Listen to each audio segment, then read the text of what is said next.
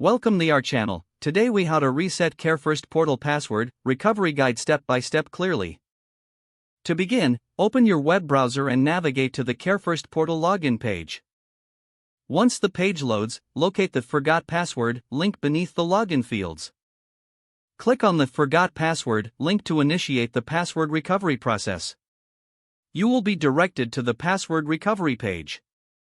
Enter your username in the specified field. If you do not have a username, you may need to contact CareFirst support for assistance. After entering your username, click the Continue button. You will receive a prompt to verify your identity. Choose your preferred method for receiving a verification code, typically via email or text message. Check your email or phone for the verification code sent by CareFirst. Once you receive the code, return to the password recovery page. Enter the verification code in the designated field. Click on the Verify button to proceed. After verification, you will be prompted to create a new password. Choose a strong password that meets the specified requirements. Re-enter your new password to confirm it. Click on the Submit button to finalize your password reset. You will see a confirmation message indicating that your password has been successfully reset. Now, return to the CareFirst portal login page. Enter your username and the new password you just created.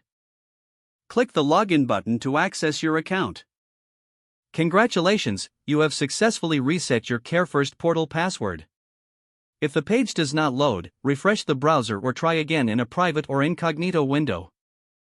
Make sure you are using the correct email address, then retype it carefully to avoid small typos.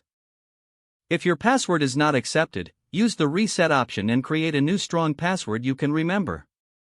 Check your spam folder for verification or security emails, then complete any requested confirmation steps. Enable two-factor authentication if available to improve account security and reduce unauthorized access risk. After signing in, review your profile details so your contact information and settings are accurate and current.